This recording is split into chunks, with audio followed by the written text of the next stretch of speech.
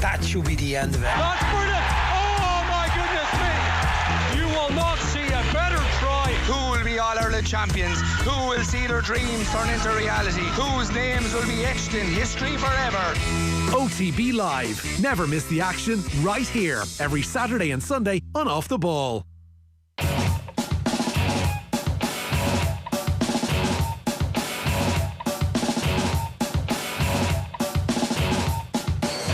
OTB AM. This is OTB Sports Radio. Well, a very good morning to you. There's only one place that we could start last night, and it's the Carabao Cup, and it's with Aston Villa's miraculous victory against Wolves, right? The Black Country Derby. That's what everybody's talking about this morning, Owen, right? Just catching up on it now. Right? Isn't it? Was watching some popcorn TV last night instead of watching the real stuff. Yeah, I mean, who cares about Marcus Rashford's free kick? The real heavy... Ian Callagher's save. The real character arc was him between Wolves and Aston Villa. Bragging rights forever, I think it's fair to say. I think, I mean, look, if you tattooed a 2-1 on your forehead. If you can't beat Wolves' B team, then, and if you can't celebrate that like it's a World Cup win, what's the point in being a football fan? There really is no point whatsoever in being a football fan. There was a little bit of FOMO last night even with Marcus Rashford's goal kind of coming up on Twitter. There's nothing quite like seeing goals like that live. No, because it is a proper shock. Yeah. The way the ball travelled, as Tommy said. First time we've seen the ball travel like that since which World Cup? 2002 World Cup? 2010 when they had the crazy ball in South Africa. The Jabulani. Yeah. Is that the name of it? Yeah, Jabulani. Right, okay. Well remembered. The only word I remember from that World Cup is Vuvuzela and Shabalala, but the Jabulani is not a word I remember. But it did move like that. It moved like a ball that Cristiano Ronaldo could get moving. Play with a different ball. There's a Carabao Cup ball. I don't know what it is. Yes, actually, you're right. And didn't Manchester City complain about that last season? Did they? Pep Guardiola wasn't too happy with the movement on the ball in the early stages of last season's Carabao Cup. It looks like a mitre, though, doesn't it? It is a mitre. Yeah. Yeah, it certainly is a mitre. And they weren't happy with it last year, so it probably just moves we had a little bit more. Premier League ball in here a while ago. It's obviously been nicked. What? Because if you had the ball here, you'd be able to tell us how Marcus Rashford wouldn't exactly be able to worked, move it just as well. Yeah, I mean, it would be the most David Brent thing in the world to do. Here's how this superstar teenage athlete did what he did last night. I can see it over there. It's underneath a bit of furniture on the other side of the studio. I just wanted to see what type of ball it is. It's an Umbro. It is an Umbro, okay, so very different, and obviously Marcus Rashford knew exactly what he was doing. He really did. I thought coming in this morning it was the goal of the night, but then I actually watched back all the Arsenal goals a moment ago. That's a great tweet from Victor Lindelof. That's Cristiano Ronaldo against Portsmouth on the left-hand side. But I thought coming in this morning that it was the best goal of the night, but actually Joe Willock's goal was better. Just about. Marcus Rashford in a comfortable second, perhaps. Ox's goal was fairly sensational as well, and you got to love a bit of Ozil's back heel for Maitland-Niles. It was just... You know when you see those things pop up on social media where it's like, look at this outrageous thing that Lionel Messi did in training or some player did in training. That's what the Carabao Cup is. Yeah. It's like lads playing in training, except it actually counts in a real-life competitive competition, which isn't really that competitive. Like, Jurgen Klopp looked like kind of a proud dad whose son is a bit more talented than he realised last night. Unai Emery took off Mesut Ozil when he was the best player on the pitch. So why did he do that? Was it like to punish him or something? Or I mean, surely he wants to win. Yeah, and I also think, for me, it didn't make sense whatsoever on a basic level, but also on a level of optics. It's like Unai Emery, the situation that he's been in already by kind of freezing Mesut Ozil out at times has been like shooting himself in the foot, except he's missed his foot. And now he's got the opportunity to shoot himself in the foot again, despite the fact that he's got off the hook. But he goes ahead and pulls the trigger anyway and takes Ozil off. So straight away you're creating... The divide's already been created, but you're pushing Ozil further away when it comes to the optics of the situation. Now, behind closed doors, they may have patched things up and everything might be fine. But last night isn't exactly going to do any favours for Emery. The Jose Mourinho rumour mill has started to trundle along nicely now. He wants to come back to the Premier League. He wants to win a third Premier League title. And... would it be so un-Arsenal to the point that it would be very Arsenal to appoint Jose Mourinho at this point? No, it's so Arsenal to sign Jose Mourinho after he's a busted flush and not capable of managing the Premier League anymore, and to fritter away another 2.5 seasons because they'll give him a year too long, and they'll give him 500 million, and he'll buy a bunch of centre-backs who aren't very good, who can't pass the ball to each other, and who are just like massive, robust defenders who will play in midfield and up front. Wasn't the problem that he 8 couldn't... centre-backs is what he'll play. But that was the problem at Manchester United. He couldn't sign the centre-backs. Well, he didn't have the backing of Edward Worth. Signed quite a few. But in the last season, you know, was the no season good. the season when he was going to sign well, when Raphael Varane and Koulibaly Oh, yeah. were Ones who on like offer. he's got no chance of getting. He may as well be signing, I'm going to sign Rio Ferdinand, or the ghost of Rio Ferdinand, or whoever. It's not going to happen. Club speaking last night, I enjoyed every second of the game. This is after the 5-5 draw. Club speaking after the 4-1 win against Genk. I didn't enjoy the game too much. He looked like he enjoyed himself afterwards. Yeah, I very, was very waiting much to so. see. So the match winner, Curtis Jones, he gets a bit of a hug. It's like, good man, Curtis. But Queven Keller gets a big, long embrace. Is that right? He I gives missed him- that embrace. Yeah, he was like, There was like, just counting seconds there. That's like there's some warmth there. For sure, and like Queven Kelleher, when you concede 5 goals in a game, to end up as a hero is pretty good, isn't an it? amazing start to a professional career, to a senior career. I missed the game. I saw the shootout. But how many of the goals was he at fault for? He was at direct fault for one of the goals for me because Tommy's saying 2. 2 potentially, but to be fair, Lucas Torreira was offside when he put the ball in the back of the net. I presume that's one of the goals he's referring to. And then I think it was the second Arsenal goal as well. The ball was going wide, but Queven Kelleher got a hand to it. Close quarters. It was a reaction save, and Arsenal finished off the rebound. So Your tweets last night were how I kind of rediscovered what happened in the game. It was essentially saying there's no way Arsenal can screw this up. well. That's obviously what I wasn't saying. If that's what I was saying, then I was clearly being sarcastic. If anybody ever says to you, Arsenal can't screw this up, their tongue is in their cheek or they don't know what they're talking about. Simple as that. Important to clarify that Arsenal bottling this from here. I presume this This is 5-4. 5-4. Yeah. Important to clarify that Arsenal bottling this from here would not be typical Arsenal. Typical Arsenal would be going on to win 7-4, Ozil and Emery embracing in public, and Arsenal fan TV star naming their kid Gabrielle, and then Arsenal losing to Colchester in the quarter-finals. So they didn't go full Arsenal. It was pretty close to it. At least they took it to penalties and then got beaten by a guy we'd never heard of before. 7-5, the Reading game. That was the Reading game, and Yeah. then they ended up getting knocked out by Bradford in the next round, I On think. penalties, yeah. On penalties. Somebody that was. Did you know that, or was that just from reading? I remember that season very well. It used to be I was going to tweet last night if Arsenal had won that the Carabao tastes oddly like Carling tonight, because you know the peak years of Jack Wilshere and Fran Merida and Abu Diaby, Johan Giroud taking us through the likes of Reading and perhaps Liverpool or Manchester United in a quarter-final, and then inevitably losing to Chelsea at some point. Coca-Cola Cup was, one of those things that Aston Villa were very good at. We see the After milk and before booze. But Milk Cup, so Coca-Cola Cup, so peak Aston Villa, early to mid-90s. Was that Coca-Cola Cup or was that Milk Cup? It was all Coca-Cola Cup for Villa. Fair enough, because I would have thought that your peak League Cup comes after your actual peak. So peak Arsenal came right after the Invincibles in the Carling Cup. That was the peak. Maybe this is as good as it gets. Maybe it is. But I always thought of the Carling Cup as like the residue for a team that could no longer win the Premiership at the time. Residue is not a great word there, Owen, is it? It's Halloween today, Owen. Happy birthday. 2 years we've been doing the show together. Yes, congratulations. I didn't realise until yesterday that you actually despise Halloween, that you think it's the worst time of year, the worst day of the year. I actually can't think of a worse day. Really, it's maybe the day after New Year's Day is up there just for like New Year's fear and all that sort of stuff. But generally, by definition of what the day entails, Halloween is the worst day. Why? Just what is the point of Halloween? What is the point of Halloween? Apple bobbing, getting dressed up. Apple bob. What is the point of like sweets? Pick up an apple and eat it. There's no point in putting it into a bucket of water to actually get one of your 5 a day. The thing that really gets me is like fireworks. Fireworks are absolutely idiotic. If they're professionally organised and they look nice and are kind of a form of art, fair enough. Brilliant, beautiful. Congratulations to everybody involved. But the actual form of setting them off because you enjoy hearing a bang, then that for me just isn't like what is the point of that? Where do you have to be to say I'm going to enjoy the sound of a massive bang? I mean, or the sight of a massive bang. I mean, obviously, was there an incident when you were a child? Was there like someone let fireworks loose in Coppers? Apparently, did someone let fireworks loose in your bedroom, your class? Did they used to? As you were walking to school, you'd have to run the gauntlet of the local Kerry youths firing fireworks at you? No, we don't really have footpaths, so walking to school would never really been an option. On the road, with a bit of grass at the middle of it. Yeah, it's a good image there you have of our county. No, it's just it's pure logic. Okay. Like I appreciate fireworks. You give me BBC midnight 31st of December, great display. London looks amazing as a result of the fireworks. Northside Dublin, 31st of October. You don't know where they're going off, but they're going off. You're like, get me in and out of this absolute racket. It's the worst time of year, without question. And Do you not dress up? No. Never go to a costume party? I haven't done it in years. The last thing I dressed up as was Dexter from Dexter's Laboratory. They're laughing. I don't know what that is. You know the Cartoon Network cartoon? No.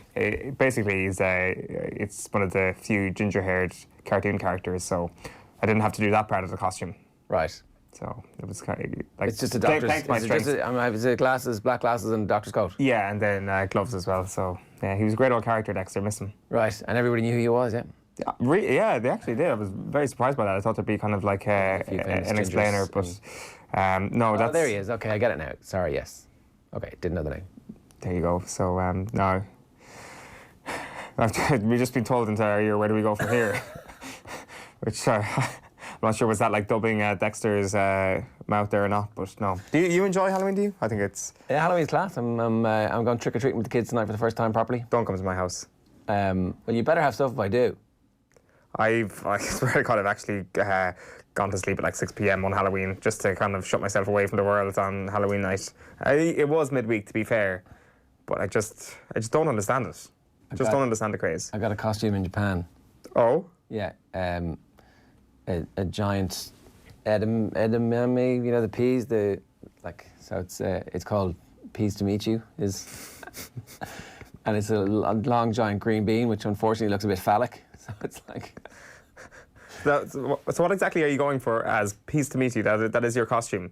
Are you a pun guy when it comes to your costume at Halloween? Well, no, that's what the yeah, well, like, I get it, but is that... Oh, it actually says it. So there's actually no explaining involved. Well, no, it says it on the thing that you buy. It doesn't say... I don't have there's no sign saying peas to meet you. That would be fair. It might be, because otherwise it's going to look like a little bit unsafe. Anyway, let's move on. We have a brilliant interview with Eoin Larkin coming up at 8 o'clock this morning. These Kilkenny books have actually given a massive insight into what it was like to be part of the greatest hurling team of all time and one of the greatest GAA teams of all time. I mean, there's a case that they're probably better than the Dublin footballers, even though they didn't do the 5, because they've had stiffer competition across the time, isn't there? Oof, I'm not sure about that. Is a better team than the Dublin footballers? I'm not sure. Maybe they, like, I think maybe... stiffer competition. At the start... Well, okay, so... The Tipperary team were sensational. Tipperary and Cork, they're the two kind of big challenges. Are they better than the Mayo Kerry team of this Kerry teams? More All-Ireland. Yeah, probably, actually. Certainly the Mayo. Like, we'll probably know how good the Dublin team is after when the 5 in a row. finish. Yeah, when they finish. Fair like, because we knew how good the Tip team was come 2010, really, rather than in 2009. Well, granted, then 2010 was the end of the 5 in a row, so we should have an idea now of this. But then Kilkenny came back and continued. And doing that about 3 in a row, like, that's 14, 15. Against that Tip team. Yeah, that's actually outrageous. 2 in a row. So, like, the 2013 was like kind of the only kind of real dip year for Kilkenny, and then even part of that year Cody was away, so it kind of tells you all you need to know about the strength of the manager. All right, here's a little taster of the interview with Eoin Larkin coming up. Have a look. Was there lads that Cody tended to give a bit more of a break to? Like, was there a teacher's pet when it came to Brian Cody? I don't think there was actually a teacher's pet. He did love Tommy Welsh. He loved everything that was about him. You know, he loved the way he went about the game. He loved his attitude towards it. He loved, that it meant so much to him. And, like, I obviously got on well with him because I'm from the same club. Jackie got on well with him. The lads will tell you I was his pet. That's not true. But, no, you have that impression. I don't know. It's just a bit of crack we had, I suppose. But like, if I was his pet, Tommy Welsh was definitely his pet. So, no, look, he had a bit of crack with a few lads, and a few lads kind of stayed clear and just done what they had to do and that kind of stuff. But I don't think there was any teacher's pet or kind of anything like that. There's a lot of antipathy for that Kilkenny team to the Cork team that they beat in. So Cork did 2 in a row, they stopped 3 in a row, and then Kilkenny took off. Yeah. Yeah, and in print it's replicated kind of in the interview. We get into it a good bit later on, and he suggests that Donegal's career, if he was a Kilkenny man, wouldn't have lasted too long under Brian Cody. The notion of, say, a strike would have been crushed fairly quickly in Kilkenny, and that is also going along the lines that whatever Cork felt they had at the time. In Kilkenny's opinion, Kilkenny had something similar as well. They weren't a million miles away, that perhaps what Cork felt they were lacking, they actually weren't in a Kilkenny context. So it's interesting to hear that. There is no love lost at times. Like, we've heard stories before famously of like bitterness on all-star trips and things like that. It's not exactly one of those things that once the final whistle blows on the first Sunday of September, as it used to be, they forget about it. Yeah, it felt like it spills over. Nursed grudges. Yeah, and like when it spills over from season to season to season, which it seemed to do, then it's going to spill into their after hurling lives as well, because it becomes such an ingrained part of their hurling identity. So Cork, I would say, is public enemy number 1 to Eoin Larkin. Tipperary, probably public enemy number 2. We only get into that a small bit in the interview. Why did they like beating Tip? They've thought that the notion that Tip brought along for 2010, so they used to have a trigger when Tip scored goals where the forwards would come out and start tapping their head, as in, like, we don't let this slip. The Tip forwards. The Tip forwards. So, I don't know, it was a psychological trigger or something like that. And Larkin just thought to himself, this is bullshit. Like, this just, like, what are you doing? Like, you're making a fool of yourselves here. And I think that actually... None of this fancy sports psychology for us, lads. Exactly. And he says that was a huge motivating factor in 2011 when they come back to beat Tip once again. Like, we start off talking about sports psychology. There's a great... We spoke about Jerry McEntee on the show yesterday. There's a great kind of 2-page bit in the book where they talk about going to Padraig Harrington's... they go to Saxtown to meet Padraig Harrington, and he's talking about, like, the left side of the brain and the right side of the brain and how you can feed into all of this. And the Kilkenny lads are like, what is he on about? And in the next page, Jerry McEntee is giving them analogies about drowning some lads, and they're like, yeah, this is what we're into. So, like, Cody is like the best, I think, one of the best sports psychologists of all, because he puts it into terms that don't seem like it's science.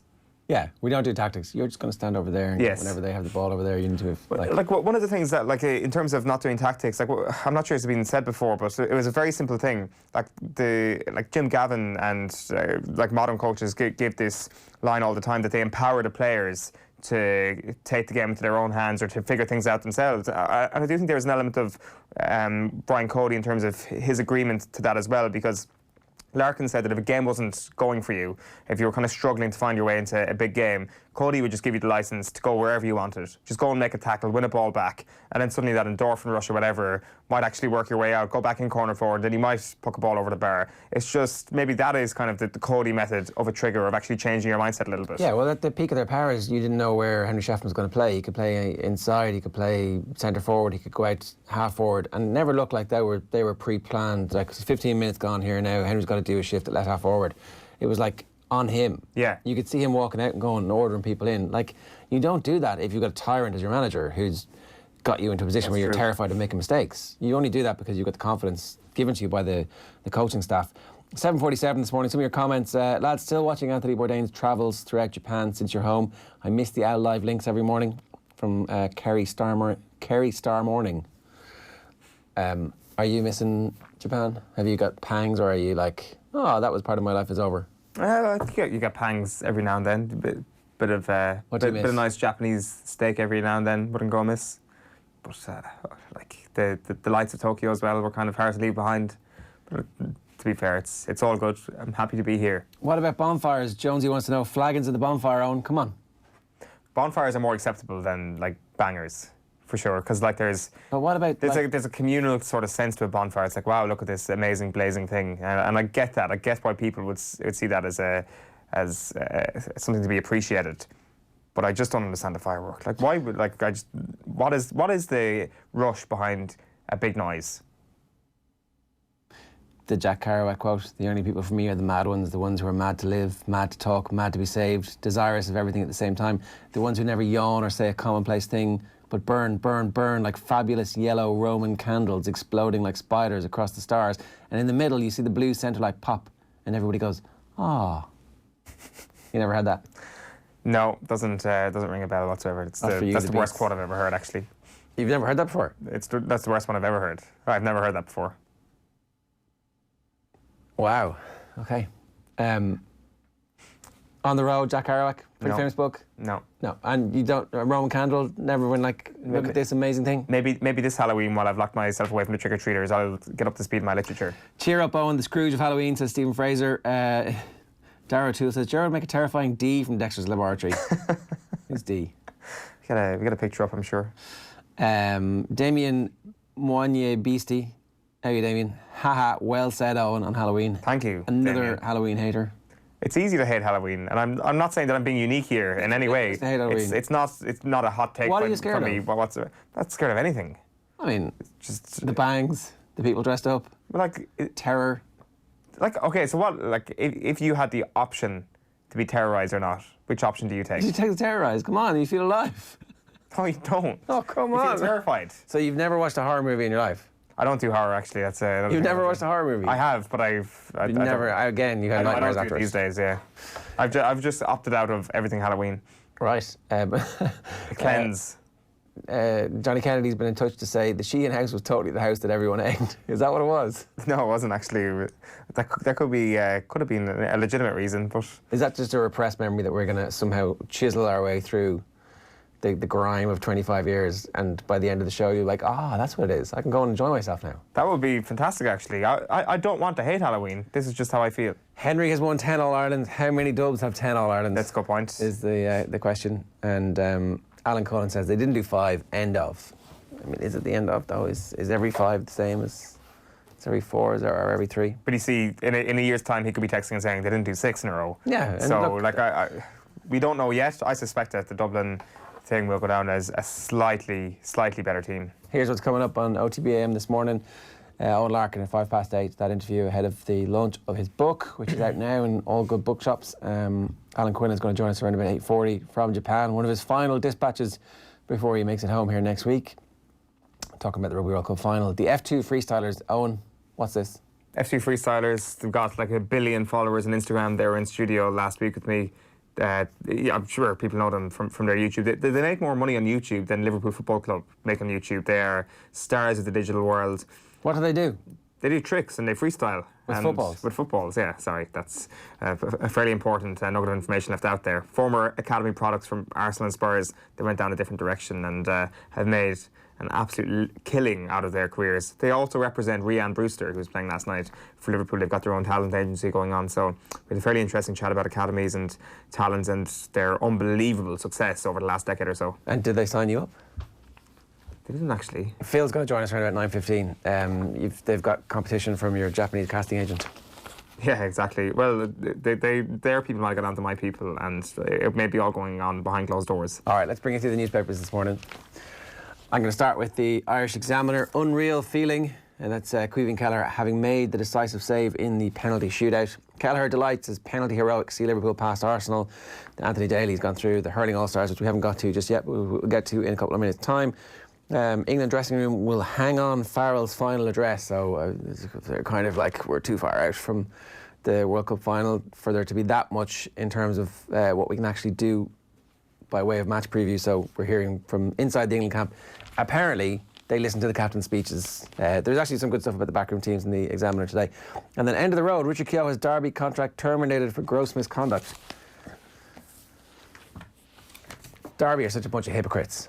The 2 players who were drink driving are back playing for the team. And they offered, according to reports, they offered Richard Keogh a deal to see out the rest of his contract on a pay cut. When he said no, they sacked him. So it's just about saving money. This has nothing to do with gross misconduct or the reputation of the club. Derby are hypocrites, and whatever about the rights and wrongs of the case, they're going to have to pay Richard Keogh a lot of money for this because they had a contract with him, and they clearly don't think it's that big a deal that the 2 lads who were driving because they're back playing.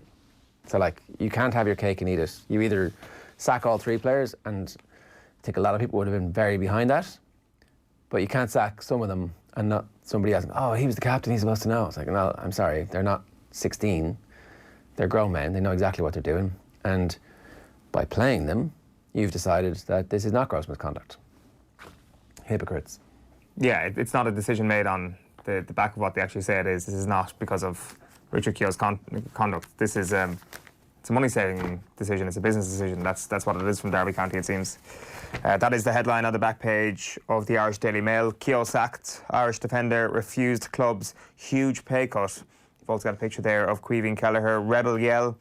and Tip on top again, this time in the All-Stars, Tipperary rounding off their hurling decade as they started it by bagging Lee McCarthy and the lion's share of the PwC All-Star Awards. So dominating the selection, 7 awards they've got. Goalkeeper, Brian Hogan. One of the more controversial decisions, like Owen Murphy was probably, I use controversial probably a bit strongly there, but debated. That was probably the most debated position. Could Owen Murphy have perhaps snapped it off Brian Hogan? But when you're an All-Ireland winning goalkeeper, it's hard to take it away from you. The Telegraph this morning, not for them, a picture of Eoin Kelleher. Oh no, it's the goal scorer. So youngster Jones scores winner in penalty shootout after 10-goal Anfield thriller. 5-ball draw, going straight to penalties. Going straight to penalties is a good idea. Yes. I would. No VAR, no extra time. 2 of the worst things in football taken out immediately by the Carabao Cup. We're like, oh, is it going straight to penalties? Yes, it is. Great. Happy days. The Sun this morning goes with the Richard Keogh story. Keogh sacked. Ireland star is booted after drink scandal. Vinny then says it's next man up. Are you pronouncing that the English way? Is that like, because that's... What? What's his name? Who? Vinny Perth? The sacked footballer. Richard Keogh. All right. Sounded like you were doing Keogh. Keogh? No, Keogh. Keogh. Yeah, Keogh. Have I gone for like a hybrid of the English and the Irish? I can't control how I speak, Ger. It sounded, you can't control how you speak. Ultimately. Google Fest is the headline. Well, it's one of the great moments in Irish sports content where the camera just cuts to you. It's like the best impression I've ever seen. It is fantastic. Ultimately. You do it even better. You do a good Richard impression, to be fair. Google Fest is the headline there with Curtis Jones celebrating Eoin Kelleher inset. I would always be very angry if I heard somebody say Keogh instead of Keogh. And then you were doing a little bit of it yourself? I didn't realise that. You need to... Thanks for tipping me off there. That's a fairly sad moment for me that I'm actually saying Keogh. The Irish Daily Mirror, their back page is spot stuff, and it's a picture of the team celebration. Liverpool rookies Eoin Kelleher and Curtis Jones were the shootout heroes after 10-goal thriller at Anfield last night. A magnificent 7 for champs is the Tipperary PwC GAA GPA All-Stars. And then obviously Marcus Rashford at the double as well. That Chelsea team, like Chelsea are playing well at the minute. That's a good win for Man United. Yeah, 2 big wins against Chelsea now this season. And Lampard is developing a bit of a bogey team in Solskjaer's Manchester United. What a way to win a game, though, for Marcus Rashford. Absolute corker. And every game counts, really, at the moment for Manchester United. They seem to be kind of flirting with the idea that form might be coming back to Old Trafford. So he was in the hot seat there for a while, I think, Solskjaer. He might have just removed himself from it now. The London Times this morning goes with a picture of Mauro Itoje on the back page. Inside, how Owen Farrell found his voice as England's leader, and FA demands Spygate answers. This is Martin Ziegler and Matt Dickinson writing how Liverpool have been asked to respond to revelations that they paid Manchester City £1 million after a rival scouting system was allegedly hacked into. This relates to money paid in a settlement in 2013 after City complained about their system being accessed unlawfully by Liverpool club employees. The back page of The Guardian, which, is it definitely the back page? It is, yeah, there was like an ad on the back. OK, so here it is. World in Harmony, George and England turn to cricketers for final inspiration. A lot of people pointing out that England World Cup winners and cricket, going to be World Cup winners in this, and they're European Cup winners in football and could be World Club champions by the end of the year. It's all coming up Brexit, isn't it? 2019 Vision, the England coach who's already won 2 World Cups. On the back of that, and then there's pictures of a glass bridge in China on the front of it. They kind of freak me out a bit, I'm not going to lie. Glass bridges? Yeah. Have you seen the video doing the rounds of the infinity pool that's out over the edge of a building where you walk out? I haven't seen this video, but I get what you're saying. You're looking straight down, and it's like, I don't know, 80 stories down. And like you were shaming me there a moment ago for being scared of horror movies. You can't even walk out on a bridge. No, it's true. On a glass bridge where you're looking at your imminent death below you. Staring it in the face. You need to man up, I think, is the actual phrase. And I don't think it's politically incorrect. Get some Halloween life. It's person up these days, on. Back page of the Herald is Derby sack for Keogh. Ireland defender set for legal battle as contract is terminated. There's a picture there from Ceballos' penalty getting saved by Queevy and Kelleher. And Lopez Target's final medal, Rovers ace Roberto gunning for Dundalk. The Racing Post, the front page of the Racing Post this morning is Mullins suspended Supreme, too big for one man to manage. Ken Boy's dramatic suspension from racing, along with those in the same ownership as the Cheltenham Gold Cup favourite, may be explained by management becoming overwhelmed by the rapid growth of the Supreme Horse Racing Club. Trainer Willie Mullins said yesterday. Ireland's champion trainer admitted at a media event that he was aware of grumblings within the camp before HRI froze Supreme's account on October the 21st. That intervention came after requests for paperwork relating to the ownership of horses were not sufficiently met. Owners in the syndicate have claimed that horses, including Ken Boy, who can't race until the dispute is resolved, were oversold. Supreme is listed as being run by Steve Massey and Jim Balfrey, but Mullins, who trains 14 horses for the owners and remains hopeful the authorities can come to a swift resolution, said much of the onus for running the syndicates lay solely with Massey. Supreme Racing got very big, is what Mullins said. So it's a really interesting developing story in the Racing Post today. On the back page, the best of both worlds. Why outsiders England can shine again. England's cricketers going to beat New Zealand, apparently. Sports Thursday in the Irish Times leads with Farrell's steady hand on England's tiller.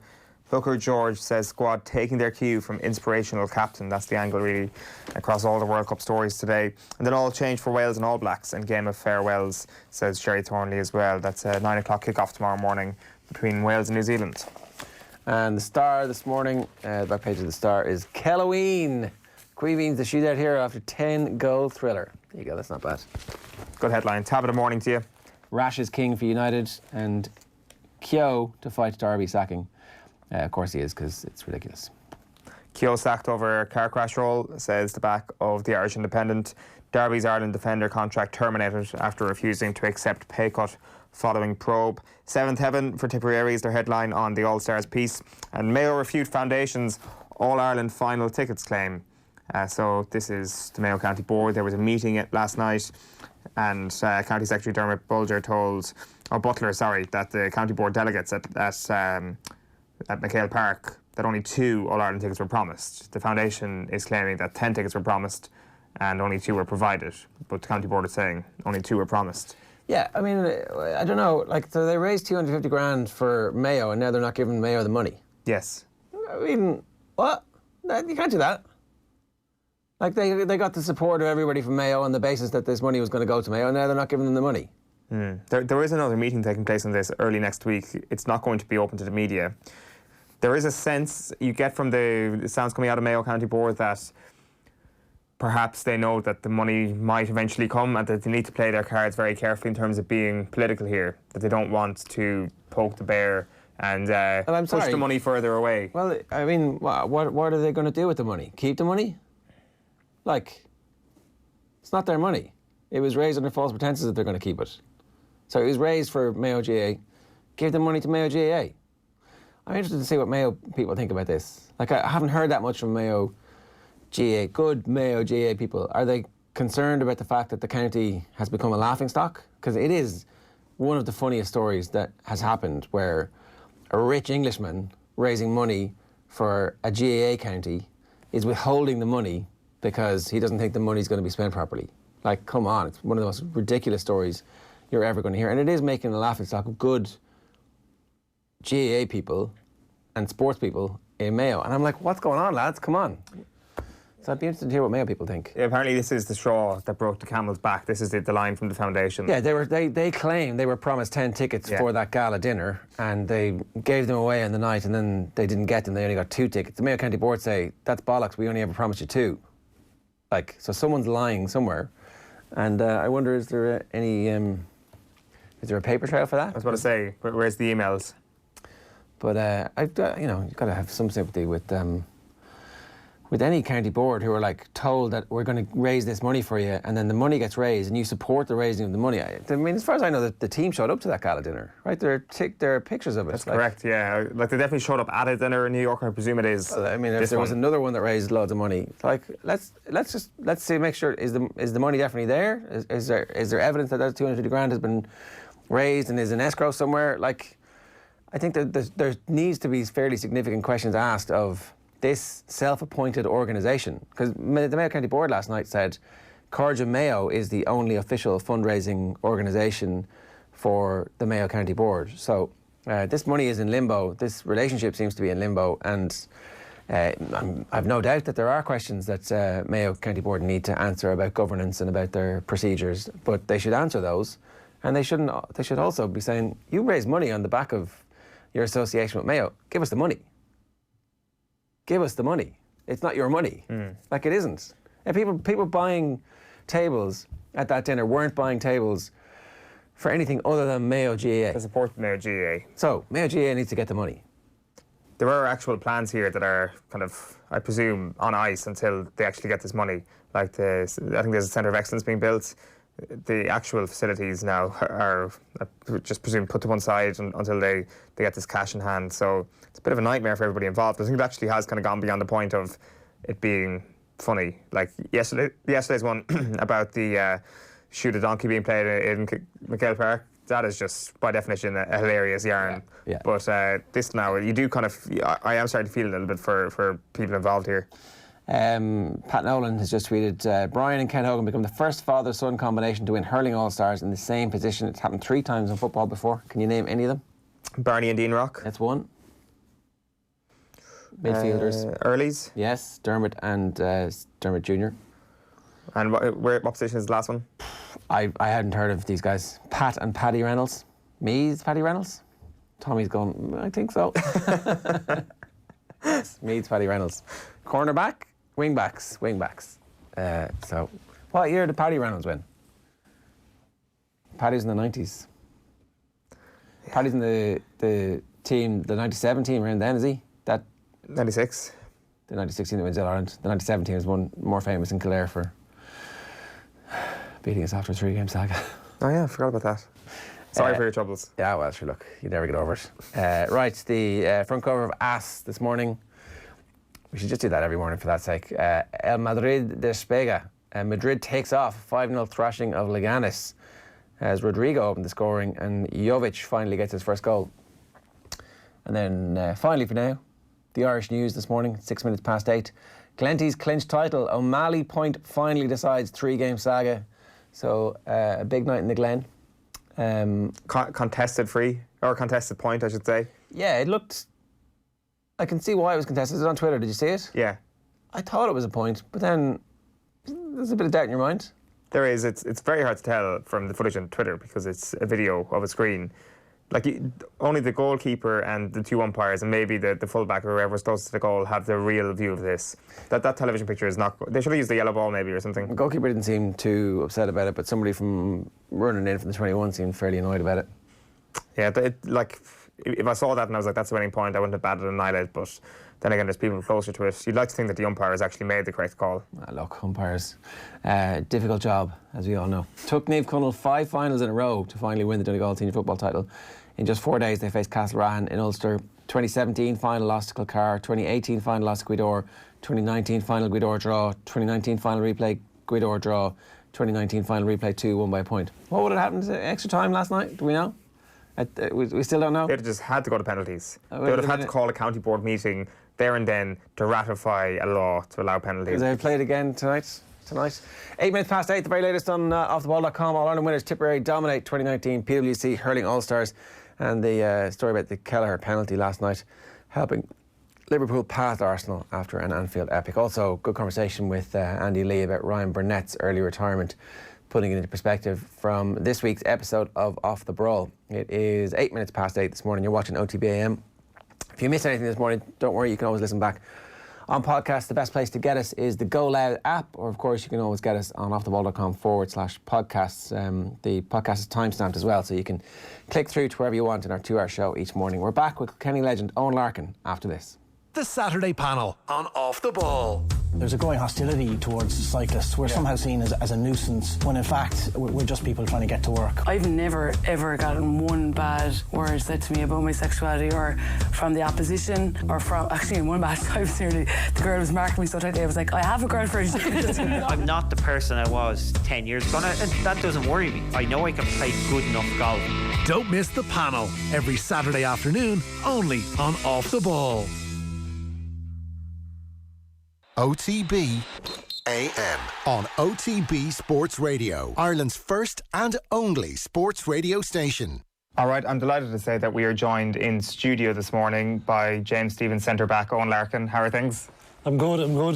James Stephens centre back sounds a bit awkward, but it's usually centre forward. But I'm very good now this morning. How are you finding that position, and how have you found it over the last couple of years? I think it is. Of course, obviously, you're in studio here on the back of a tough enough defeat to Ballyhale. Yeah, look, I suppose it's different. It's certainly different up in the forwards, but over the last number of months, I think I've got the hang of it. And like you say, Sunday was a tough day at the office, but I suppose I've learned to put those defeats in perspective at the moment. And it's a tough day at the office, and we'll just have to regroup and go again. So it does get easier as time goes by to take them. I presume losing to Ballyhale is never an easy thing. Yeah, no, look, you still be devastated, you still be very disappointed in that, but look, there's bigger things in life, and you just have to move on very quickly. And luckily in sport we get the chance to sample it again and go again and see where that takes us. You do have a brand new book out. It's called Camouflage. It's absolutely brilliant, I must say, Eoin.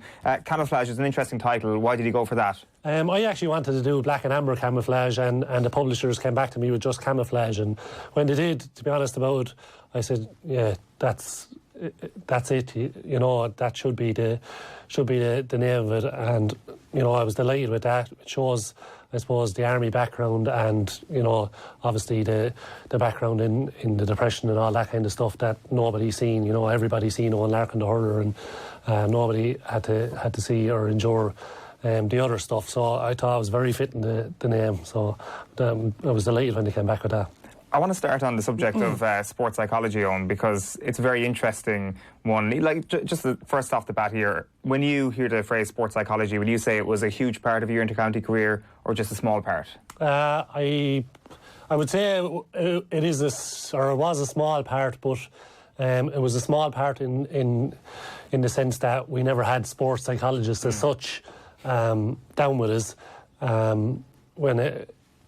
To the other side of that is, I think Brian Cody is probably a sports psychologist in his own right. You know, always seemed to say the right thing, always knew how to motivate players and all that kind of stuff. So very kind of contrasting whether you like to put it in as, you know, was it a huge part or a small part. But definitely it was a huge part, but as regards, like I say, the sports psychologists were never really around. Yeah, and that's the point I want to get on to eventually, that Cody is probably the greatest psychologist of them all, because it doesn't actually come across as blatant psychology. But there's a great juxtaposition in the book where you talk about meeting Padraig Harrington and you talk about meeting Gerry McEntee, two very different experiences, Eoin. Yeah, hugely different experiences, I suppose. Padraig Harrington was not long after winning the British Open, I think, and you know, I was on a potential NCO's course down in Cork and had to come up to Kilkenny to go to. We were going on this mystery tour, and we arrived at Padraig Harrington's home course, and Padraig Harrington, sure enough, came in and kind of gave us a little bit of a speech, but it didn't kind of register with most of us that he started talking about the left side of the brain, and this is the part where, you know, you function, and this is the part that does this, and we all kind of walked out and we didn't know what was going on, you know. And then you have the other side of it then, that you meet Gerry McEntee, and he's just so driven, like he talks about getting off the bus after or before one of the All-Ireland semi-finals and hitting a lad of box, you know, and he's going to that extreme, like, and you're looking at the two different contrasting figures.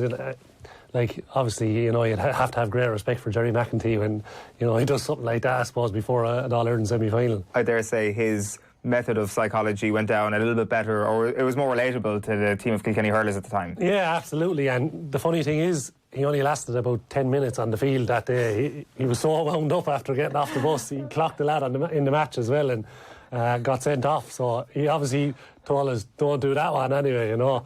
But no, look, there was very few people that came in to talk to us at the time. Gerry was obviously one of them, and after the first time we met him, you know, we were wondering, you know, could he, what was different that he was going to say and kind of motivate us again. And every time you walked out, it was like a speech from Brian Cody. You always walked out and you said, he's after doing it again, like, yeah. You know. And that was the way you walked out with Gerry McEntee as well. It was the same It was the same kind of a speech, it was the same motivational talk and all, but just had a different spin to it. And, you know, felt like you could really play the All-Ireland final that day when you walked out from hearing him speak. You talk about the epic games you had with Tipperary down through the years, and you said that they had triggers like pointing to their head after getting scores and things like that. From your depiction of them, it strikes me that they're somebody who would read more into what Padraig Harrington would have to say. They perhaps read into the different sides of their brain and perhaps went to an overly scientific level with this sort of stuff. Yeah, but I think that was more so. It was more so that they weren't going to fall apart, that they were so mentally tough that they were going to keep going. And I think that kind of stemmed from 2009, obviously the thought they had the All-Ireland won and we came back and pipped them. And I think in 2010 that was then they started, you know, this stuff of pointing to their head. And, you know, maybe they did tap into the Padraig Harrington kind of stuff and maybe they did all that, but I just felt that was, you know, we're not going to lose focus today. We thought we had you bet a year ago. We're not going to lose focus today. We're going to keep concentrating till the very end, till the game is over. What are you thinking when you see that? Well, when I had to look at it all over the winter after 2010, it's just driving me up the wall. And actually, to be honest about it, it kind of motivated us a bit for 2011 then as well, because we didn't want to see that for another year. But look, they thoroughly deserved their victory in 2010. You know, I know we had a couple of injuries and that, but they were outstanding in the final, and you know, you just had to take your hat off to them. It's interesting that you used the word motivation there, because when you're reading the book, you're trying to get a sense of what is the thing that motivates you the most. There's a harsh line from your wife, Anne, in there saying that you've got a selfish streak to you, and then you have a line in there as well saying you went out to win Hurler of the Year and then you did go out and win Hurler of the Year. Yeah. Like, I think people sometimes are a little bit ashamed of actually saying, no, I wanted the success for myself and that helped the team as a whole. I personally don't see anything wrong with that. You know, the classic post-match interview is always, well, at least the team won and so on and so forth. Like, that is something that clearly you tapped into, that if you got the best out of yourself, that was the best thing for the team as well. Yeah, it was. And look, don't get me wrong, the team winning is everything, but you still want to reach your potential and I suppose do the thing that you set out to do, kind of, and that was just one of them. You know, ever since I was a young lad, all I wanted to do was hurl. All I wanted to do was play for the club, play for Kilkenny, and be the best. And you know, I knew I was in the shape I could be the best when I came back from Kosovo at that stage. And Martin Fogarty just asked me the question, and to be honest about it, when I was in Kosovo and I was doing all the training, you know, I kept telling myself this, I'm going to do this, I'm going to do this, I'm going to do this. And that was one of the things I told myself, I'm going to win Hurler of the Year. And then when Martin Fogarty asked me, you know, what's your aim for the year? You know, the stereotypical answer was, you know, I want to get on the team and I want to get on the panel first. And he said, no, what's your ambition for the year? And my ambition, well, I said, I'd love to get Hurler of the Year. And do you think you can do it? I said, yeah, I can. And then, obviously, I went off and got it. And he, in fairness to him, he called up with me the night of the All-Stars. He said, fair play to you. He said, you said you were going to do it. He said, you went out and got it. Yeah, and that kind of brings us full circle on the whole psychology point of view. Yeah. That is exactly how you managed to tap into your mind. That's how he managed to tap into your mind as well. Yeah, and that, you know, that was a recurring thing. I suppose we used to have one-on-one meetings with Brian and Martin and Mick, and that would be a recurring thing, you know, what do you want out of this year? Right. And that was the whole, you know, that was the sports psychology that we're talking about. You know, it didn't pay someone to come down that had degrees in sports psychology and all that kind of stuff, but like the three lads were masters at. Yeah, it's very interesting. So do you think you developed that level inside in your brain as a result of working with Brian Cody, or do you feel that you had to have some of that already in you to actually be a success under Brian Cody, this ability to have a singular focus and use that to help achieve greater things? Yeah, I think you have to have it slightly, and I think Brian Cody then moulds the rest of it and drives the rest of it out through you. Like I would have often seen, you know, down the club scene, you'd often say, you know, this lad or that lad has to be brought in, and often it's someone very different. You know, right. This lad could be shooting the lights out, but this lad is working hard for the team, and it's often the worker that's brought in, kind of, and Brian just moulds them and keeps, you know, tapping into them, and, you know, kind of develops them over time. And it's like in Kilkenny, you know, a lot of lads would have opinions of who should be in with Kilkenny and who shouldn't, but their opinions are totally different to Brian's opinions, and it's often, you know, the lads say little or no success as an underage, or maybe had success and, you know, has been out there for a couple of years, and Brian brings him in, he just sees something in him that he can tap into and mould him into a Kilkenny player. And that grafting nature is so important. Sometimes it can be seen as old school. Like, there's a great the description in your book of you going into training and you had cold showers. We didn't want to say it to Brian because perhaps that would come across as not having the grafting ability that you need. And there's a nice line then at the end of it saying, meanwhile, if that happened in Cork, I wonder what sort of fuss they'd be kicking up. When all that stuff is going on with the strikes in Cork, when you see some of the things that they're talking about, trying to become uber professional, what are you thinking at that time? Well, I'm thinking, what is the point of it? You know, you either want to hurl for Cork or you don't. And, you know, as you say, we had cold showers in Kieran's, and this could have been November or December, so it was freezing out as well. But nobody had the guts to go up and tell Brian, listen, Brian, the showers are cold and we're going on strike because of it.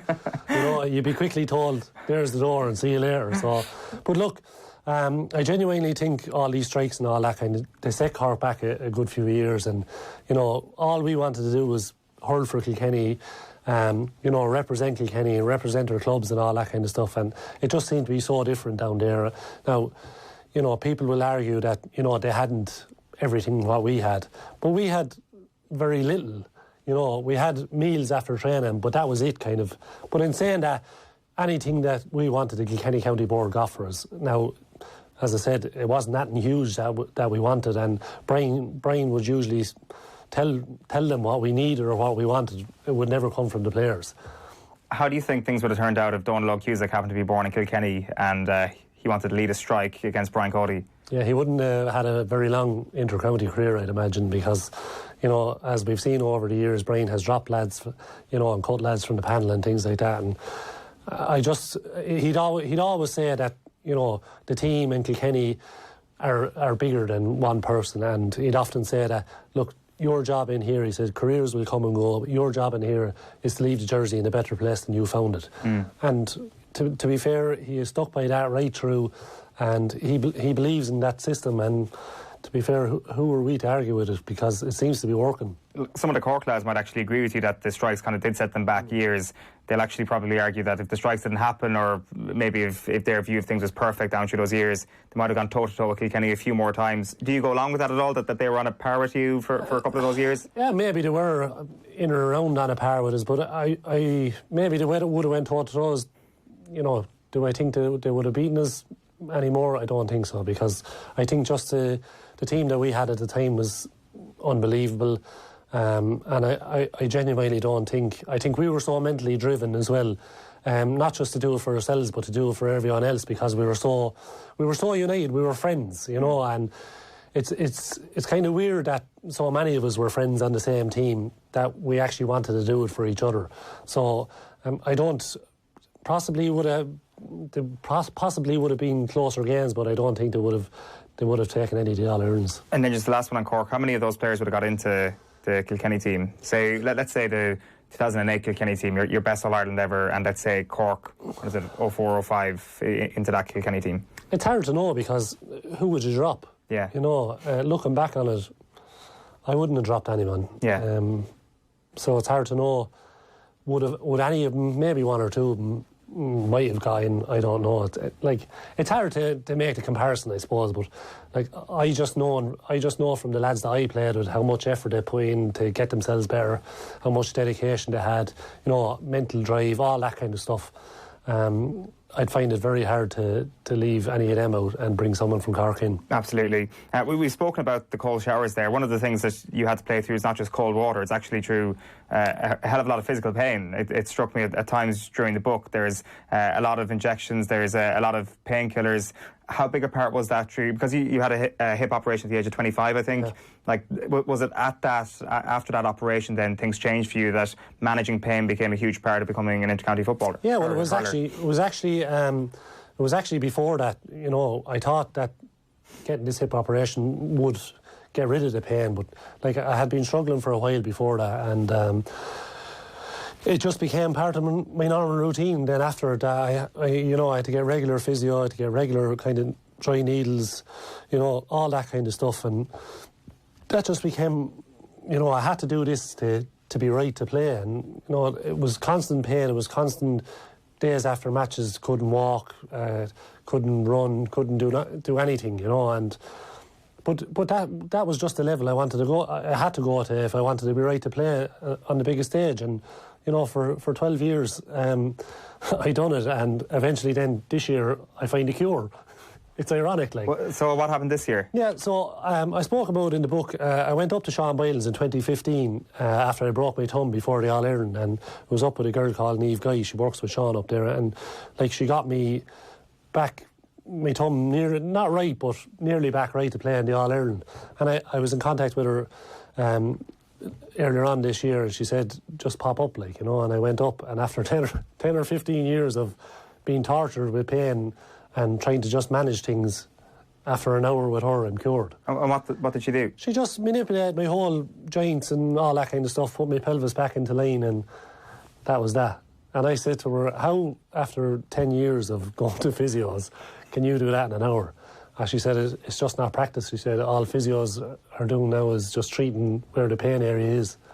And this is a more holistic approach? Yeah. So I've been going to her for once a week for the last couple of months, and I have no pain. That's incredible. You could have done with, because I know Kieran Donaghy said that he used to pop into Sean Boylan before, on the day of All Ireland finals, or one in particular. So he would have been around then to sort you out 10 years ago. But I suppose it's a bit too late now. Like on that issue, it's very interesting thinking about how Cody thinks about that, because he's obviously very careful, as we'll get to in a moment, in terms of the welfare of his players, and he does care a lot. But as well as that, there is a culture of hardness in the team that was actually required for Kilkenny to reach the levels that they did. And I guess you're probably thinking to yourself, God, if I've got a niggle here, I better not complain about it too much, because I want to start in a Brian Cody team. Yeah, and that was the thing. And often, you know, I suppose after maybe after a loss or something like that, Brian would arrive in and we'd have a meeting, and he'd call us in off the field, and we'd have a meeting maybe before training, and he'd often say, you know, if you have a little pain or an ache, just get over it and get out on the field and train and all this kind of stuff. And that's going through your head then, because I was getting regular physio at the time. And you'd be thinking, I'm not going near that physio table now for a while. So, but then, you know, he'd go to the lads that required, say, the likes of Mick Fennelly and myself, that required regular physio to be able to get where we got to. And he'd say, look, you know, that wasn't aimed at you two or you or the other lad. You know, go in and get your stuff done, like. But he just didn't want people getting soft in the sense of, you know, I'll just jump up here and get a rub out and all this kind of stuff. You know, he wanted to get them out into the field and get their mental toughness like that. So, it was nice, because I wouldn't have went near the physio bed having had that meeting. I would have went straight out. But was there lads that Cody tended to give a bit more of a break to? Like, was there a teacher's pet when it came to Brian Cody? I don't think there was actually a teacher's pet. He did love Tommy Welsh. He loved everything that was about him. You know, he loved the way he went about the game. He loved his attitude towards it. He loved, you know, that it meant so much to him. And, you know, like, I obviously got on well with him because I'm from the same club. Jackie got on well with him. The lads will tell you I was his pet. That's not true. But no, you have that impression. I don't know. It's just a bit of crack we had, I suppose. But like, if I was his pet, Tommy Welsh was definitely his pet. So no, look, he had a bit of crack with a few lads, and you know, a few lads kind of stayed clear and just done what they had to do and that kind of stuff. But I don't think there was any teacher's pet or kind of anything like that. You've obviously gone through some very tough times, Owen, as you reveal in this book. But Brian Cody plays a huge part in this. Brian Cody is a man who helps you out hugely here. Were you surprised by that, first of all, that he had this emotional intelligence or this side to him? Because he is the coach who says, play through that niggle that you have. But he's also the coach who can come to you and realise that mental health is a huge issue in young Irish males, and is something that needs to be taken very, very seriously. Yeah, no, I wasn't one bit surprised with it, to be honest about it, because as soon as I looked at the phone and I seen his name on it, I knew what was coming.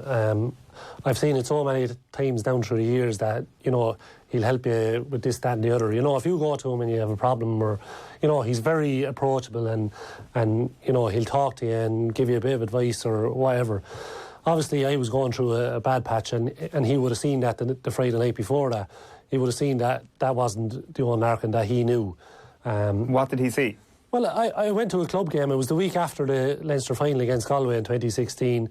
I hadn't gone well. I'd been taken off at half-time and, you know, just went out that night, went out the Monday, and then just for the rest of the week I was just down, like, you know, I was just out of it, in bed, you know, pulling the covers up over my head, not talking to anyone, that kind of stuff. Didn't go training that week, had a match that Friday night, and I just got up and went to the match. I was there in body, but not in mind. I just went in, got changed, sat there, you know, just didn't want to be there. And he would have seen that in my body language on the Friday night, and went home after the match, into bed again, you know, got up on Saturday morning and the phone rang. And I looked at the phone for about 20 or 30 seconds and it was Brian Cody's name on it, wondering would I answer it or not. So I eventually answered it, and simple question, he asked me, how are you feeling this morning? And I just burst out into tears. And, you know, it's not a conversation when he's asking you questions and you're crying your eyes out on the phone. But that just simple question then changed everything. He just turned around to me and said, look, there's obviously something wrong with you. If you want to tell me about it, you can go ahead, or I can meet you or whatever. If you want, just go into Tig, he said, and if you want, just keep it between yourself and Tig. I don't have to know anything, but if you want me to know, I'm here as well. So that was the start of it then. I went into Tig and, you know, here I am today. How long had you been feeling like that up until that point? Well, sure, like, up to that point, probably years. Right. Probably, you know, you could be talking maybe 6 or 7 or 8 years. Probably never as bad as I was that day. But I had really bad days too where, you know, I thought about suicide, and, you know, suicide was constantly on my mind, and, you know, I couldn't make the connection here that I was, you know, okay, but still thinking about suicide. Anne had been on to me a good bit as well, my wife, that I was depressed, and I was just in denial. I just couldn't admit that I was depressed. You know, depression happens to other people, it doesn't happen to me. But then I had to realise that if you're crying on the phone to Brian Cody, there has to be something causing it. You know, you just don't burst out crying to anybody or to Brian Cody on the phone. So I went into Tig, and rang Tig, and I couldn't even talk to Tig when I went in. She done all the talking in there. And he just asked me another question. But he asked me a question had I hadn't planned, and I just said no. And he said, you know, if you're going to plan anything, will you ring me? You know, and I said, yeah, I will. But he was talking to me as if I was after telling him I had a sore throat. Yeah. You know, it was so normal. It was like he was after hearing it for 100 times that day. And then he just prescribed me medication like he would for a sore throat, like he was going to prescribe antibiotics. When he says, have you anything planned, he meant your suicidal thoughts. Had you anything planned on that front? Because I think that's a kind of an important clarification, is that when you have suicidal thoughts, it's not necessarily thinking about the practical means of how it's going to happen. It's actually more thinking what the legacy of that will be, because you talk about the financial benefits it would have had he followed through on that, which is obviously a very, very dark place to be. Yeah, it was. And, you know, I'd often think about that. Like, I'd often get into the car, and I live about 10 minutes outside of Kilkenny City, and I'd often pull up at my door and wonder how I got there. You know, because I'm just daydreaming on the way out, thinking about suicide, thinking about money troubles, and if I was gone, you know, everything would be sorted, the mortgage would be paid and all that kind of stuff. And they're all the thoughts that go through your head, and still you don't think you're depressed, you know, or you don't think there's anything wrong with you. But, like, you know, you get those thoughts, and then you come to the realisation of, look, you know, if you'd done this, you'd hurt this and this and your family. But then you start thinking about it again, and you start thinking about more and more, and then, you know, it consumes your thoughts, you know. So, like, and as you said, Tig just asked that simple question, had you anything planned, you know, had I anything planned to take my own life? That was the question. And, you know, when somebody is asking you that question, it's actually a bit weird, because you really want to answer it, but you're feeling, you know, if I say yeah or no here, what's the next question going to be? But it was so, he made it so normal that I just felt, you know, as soon as he asked me that, everything just lifted off my shoulders, and, you know, I could nearly feel, even though I wasn't better, I was on the road to recovery. Yeah, that's the thing. It was almost like turning around on your descent, like, because if Brian doesn't make that conversation, doesn't make that phone call, and you have that conversation, like, does the answer to his question then become, yes, I did have something planned? Do you then reach that stage, I wonder? I'm not sure if you thought about that. Yeah, I have thought about it, and I spoke about it in the book. You know, I was probably, you know, who knows how long, if that conversation doesn't happen, who knows Will it ever happen? Who knows? It could have been the week after, it could have been the day after. You know, I suppose we'll never know that, thankfully. And, you know, I just move on with my life. But you see, the thing about it is, since I went to Thai, I have coping skills now that if I'm feeling bad, I'm wondering, why am I feeling bad? You know, is it that I didn't take my medication? Is it this, or is it money? Or, you know, right. I can make that connection now that there's something wrong here. I'm not feeling great. What's going on here? And I think that's very important as well. But you only get that far when you accept that you have a problem, and you know, and then you can talk about it. So you mentioned the coping skills there, and it's kind of an internal monologue, it's an internal questioning, trying to rationalise why you're feeling. That is the single biggest help for you, is it? Absolutely, yeah, because if I'm not feeling good now, I'm wondering, why am I not feeling good? But beforehand, I'd be just thinking, you know, everybody's going through this, everybody thinks about suicide, everybody has bad days, everybody doesn't want to get out of bed and has no motivation for that. But that's not the way it is, you know, life is not like that. For most people, and you know, life should be good. You know, obviously you will have your bad days, and you know, things will be bad at work, or you know, it doesn't go right in the sporting front. But you have to put everything into perspective, and once you accept that, I think that's when you can move on. What I found very interesting, Eoin, was that you're not an alcoholic, you're not a heavy drinker, but yet you made a connection between mental health and alcohol, which is, I would imagine, for a lot of Irish people, a very important connection to make, that you don't necessarily have to be checked in to have a serious problem that can actually give you issues with your mental health. Could you explain that to us in terms of what you were noticing in terms of your drinking habits? And I don't even want to call it a drinking habit, because that would suggest you had a problem, because it was just shorts, wasn't it, that you had an issue with? Yeah, so I go out on maybe our Sunday or Monday, or Sunday and Monday after a match, and you know, you drink your few pints and you get full of the pints then, and then you go on shorts, vodka or whatever. And I would often find if I went for a few pints, you know, into the local and had a few pints, I'd get up and, you know, it'd be grand. There wouldn't be any major thing with my thoughts or anything like that. But then if I went on a binge then and drank Sunday night and drank shorts, and went out Monday and drank shorts, then I just did not want to do anything for the rest of the week. Did you ever get to the bottom of that, why that was, or was there a psychological reason for that? No, there's no psychological reason. I think it just didn't suit me, you know, and I was feeling down at the time.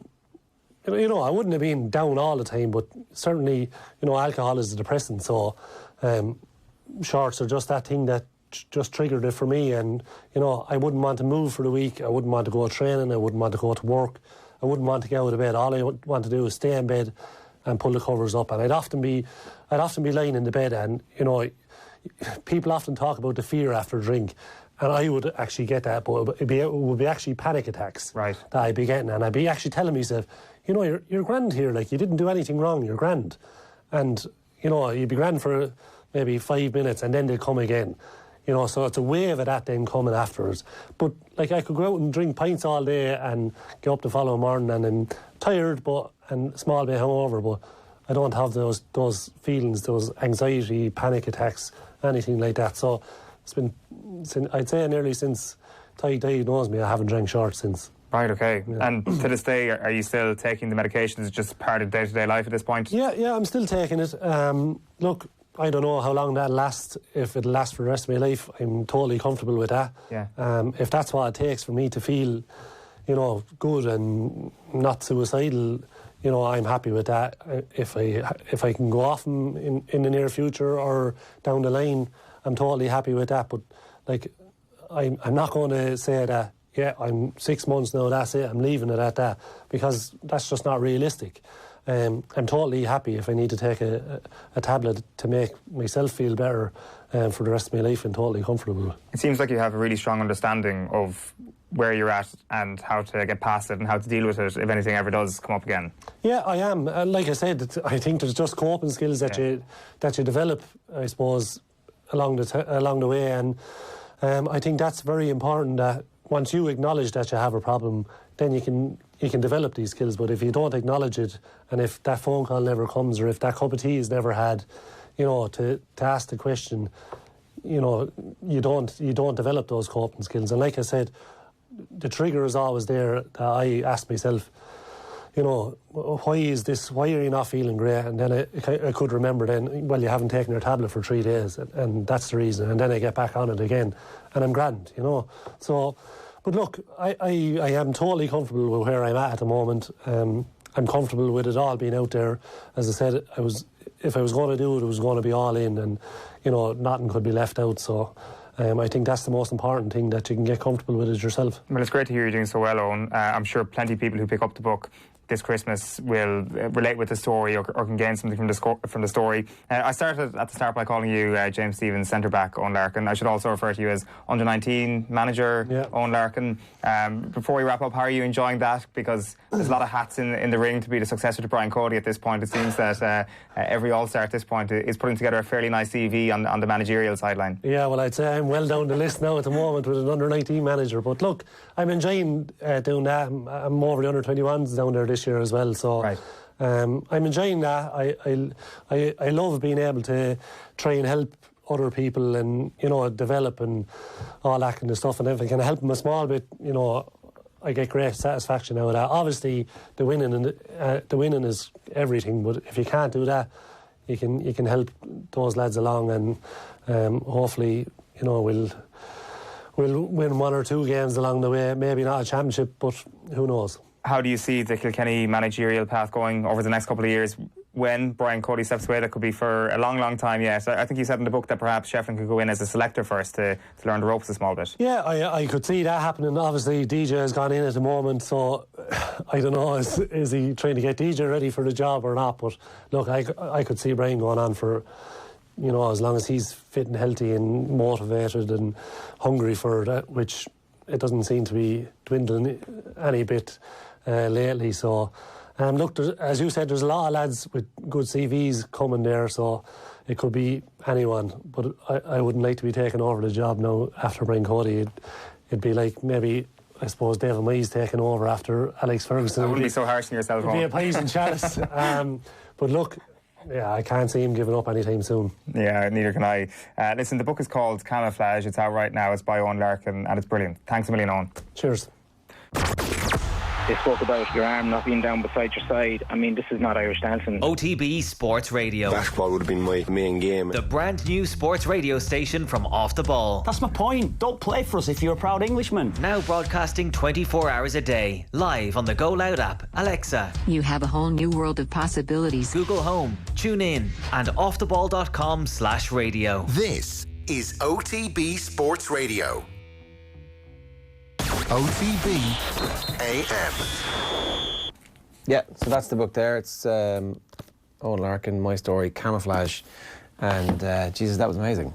It's a very impressive story, isn't it? It's the way he kind of puts across his own struggle, and it's I don't know, like you always kind of approach a sports autobiography with kind of a sense of scepticism when everyone comes out, but not this one for me. I think within a couple of pages you realise that he's got a story to tell, and he's telling it for the first time, and he's obviously had to decide about whether or not to tell it, because he's got, obviously, I think Vincent Hogan puts it well on the front page, saying he's got to tell his story in a very masculine environment, and he's come from a masculine environment, and that can often have negative connotations, but it seems not in Kilkenny, not when you've got Brian Cody as a manager, and that's a side of Cody that I don't think we've seen before.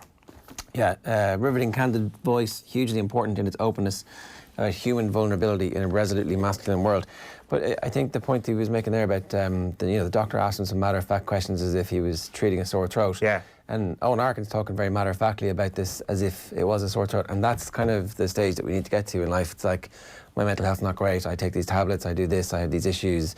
I realised that one of the contributing factors was when I was boozing, drinking shorts, like all very stated matter-of-factly, so people listening can go, I have the same thing, that rings a bell for me, I understand, and maybe I can find a doctor who I can talk matter-of-factly to about this. Very true, that actually stuck out to me as well, that the medicine works, it has been treated, it is something that he deals with on the day-to-day. He's got great support from Anne, his wife, in terms of encouraging him to take his tablets. I think there's There's a line near the end of it. She's like, well, I don't want a cranky man around my house. Will you just take your tablets, sort of thing? Antichrist. Yeah, you're like an antichrist. That's the line. So like that's the way they deal with it, and it's a fantastic way. It seems so obvious, but actually it's not, and it's not easy. But he tells his story in a brilliant way, and I'm confident, I'm positive that there's people who will pick up that book over the next couple of weeks and relate to it. Yeah, and when you think about it, like, here's somebody who was going through intense pain for 12 years and managed to be man of the match in the All-Ireland final, multiple All-Star, one of the defining hurlers of his generation, and who, on the face of it, is that alpha male. But all it took was one question to reduce him to tears, and ultimately that question saves his life. And he makes the point, if you don't have that cup of tea, in the interview that he's just done, if you don't have that cup of tea, if you don't ask that question, then you never know what impact you're going to have. So, look, if there's one takeaway, it's ask the question if people are okay, and reach out if you need it. If you missed that and you don't know what we're talking about, it was Eoin Larkin was in studio with Owen talking about his book. We'll have that up ready to go on podcast as soon as this show is over on the Go Loud app or offtheball.com/podcasts. A really important interview and a really important book, it turns out, as well. Just search for OTBAM on Spotify or iTunes, but the best place is actually the Go Loud app, because you can just click the button and you get it there, or indeed offtheball.com/podcasts. 8:45 this morning, you're watching OTBAM. Alan Quinlan is with us next, looking ahead to the Rugby World Cup final. Bobby Skinstad, obviously a member of the Springboks team that won the 2007 Rugby World Cup. He reckons the current crop of players can beat England once again. Well, I'm gonna do what any red-blooded male in South Africa would do, and I'm going to tell you that this is the kind of game that this team were hoping for. One where the overwhelming odds will be in England's favour, and that the only way that they can win is to throw absolutely everything at it and to put their bodies on the line, because I know that they're the kind of team that can. The reason that I think they could out in this is that because if this team, if all they ever did was make it all this way to a World Cup final, they'd still be heroes in all of our eyes. So for them to take the next step up is a leap that they can decide to take. And when they decide to take that as a team, then, goodness help the people in front of them. And I think Siya Kolisi is leading a bunch of men like that. So I'm delighted. I think South Africa can take this. OK, so the teams have been named. England have named an unchanged side for the game on Sunday, pretty much as expected, obviously. George Ford will start at 10. I don't think there's any doubt after the quality of his performance, really. But there was some suggestion that maybe it'd be a horses for courses. The news, I guess, is that Kyle Sinclair is fine. Everybody else is fine who came off. A lot of people with knocks and bumps and bruises. Did Johnny May come off with a bit of a bump as well? Anthony Watson at one point looked like he had a bit of a bump too. The South Africa team is named, and Cheslin Kolbe is in it. So he is fit to take his place, having not been fit to take his place in the semi-finals. I'm just looking at the bench as well. For six forwards, two backs on the bench. That's for South Africa, that is. They know who they are. Yeah. And they don't care. Alan Quinlan, good morning to you. Good morning, lads. How are you? That 6-2 split on the bench is a real statement that we are South Africa and you're just going to have to get used to it, lads. Yeah, it is an indication of the way they're going to play, and they're not going to change. I listened to Rassie Erasmus a good few times this week, and he spoke about, he kind of answered the criticism or the questions that were being asked. Are his side boring? Are they predictable? And if so, why doesn't he change, and does he need to change? He said that since he's taken over the job, he's tried to build a foundation, really, and the simplest way of doing that is keeping it simple, if you like, and he's done that. There's been a lot said about Ireland's predictability, I suppose. South Africa are far more predictable, but they possess a lot of strength and power and bigger players, who can play that kind of direct game, where it probably, it didn't suit Ireland at this World Cup, certainly, or during the year. There's going to be no real surprises from them. I think they can play. And you mentioned Cheslin Kolbe. He's a player who's just phenomenal, and if England kick poorly to him and he gets opportunities and they get the ball to him, he can be devastating. But you think about some of the times he played against Leinster last year in the Champions Cup, both times in Dublin in the pool stage and in the quarter-final. He just didn't really get a look in because Leinster were really smart with keeping the ball away from him and not.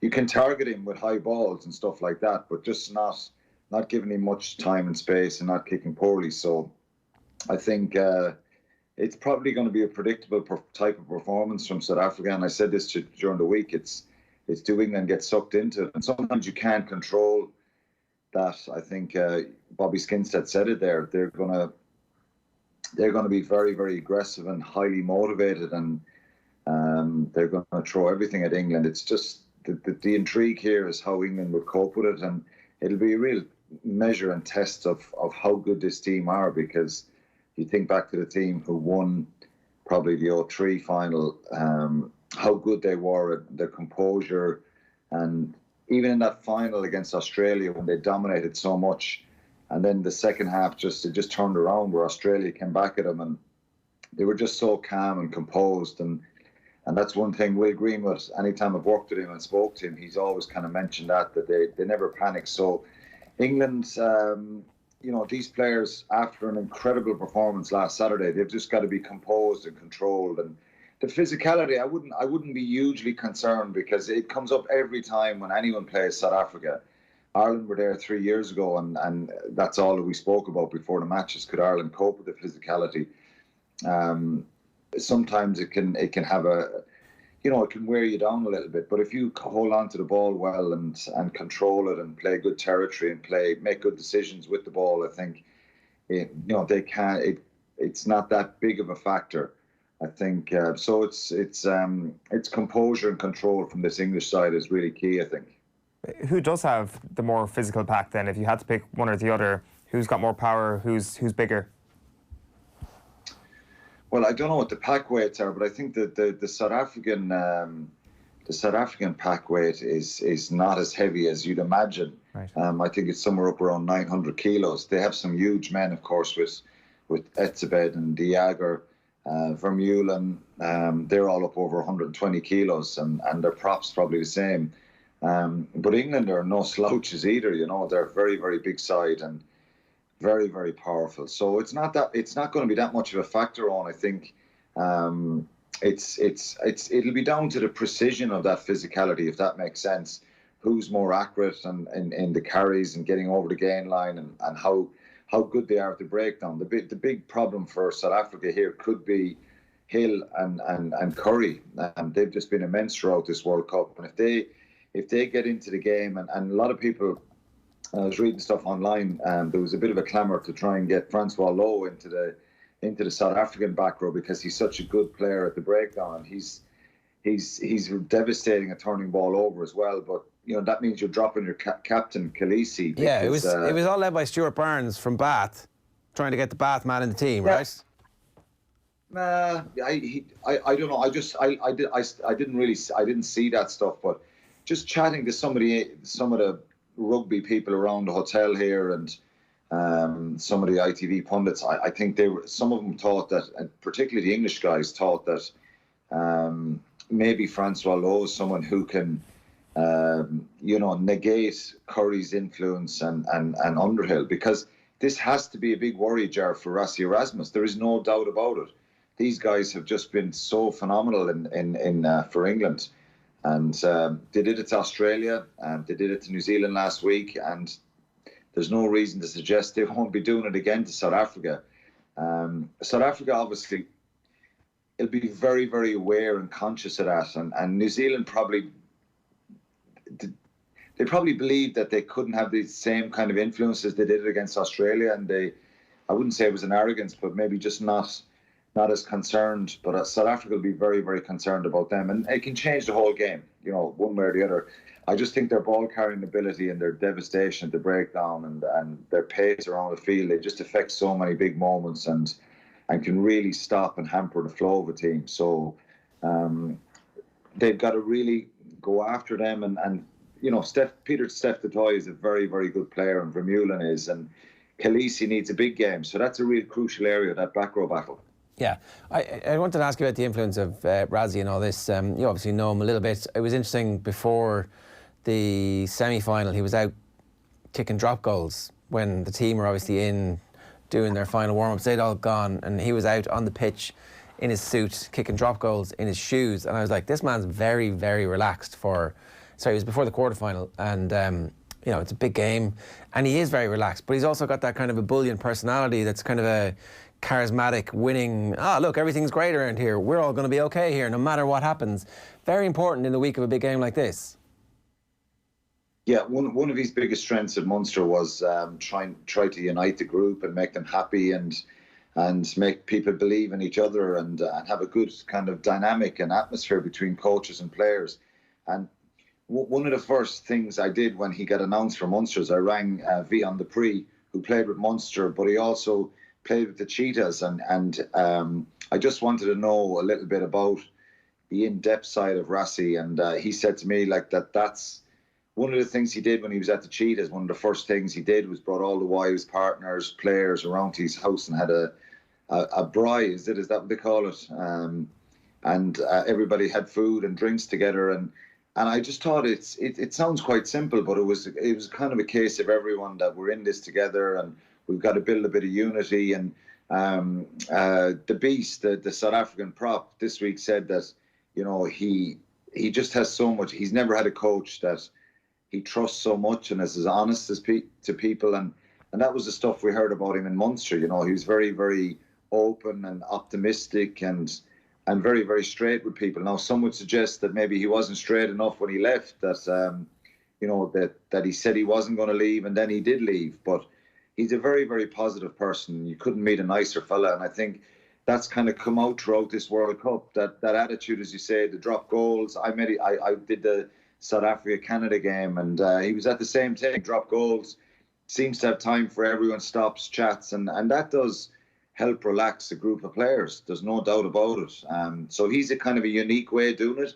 A lot of coaches I would have had throughout the years would have the game face on and not really, you know, just keeping the head down really and just slight hellos to people as they're going past them, particularly when it's an hour or two before the game. And he's just smiling and being really positive. And so he's done a wonderful job. You've got to remember, Gerard, 3-4 years ago, particularly, you know, probably when Ireland were on tour there was so much negativity and we heard about that. We saw it in South Africa when Coetzee was the coach and a lot of division and unrest there about the amount of coloured players and black players picked in the team and quotas and all that stuff. And that's why they brought him back there. So I think he's done a really good job.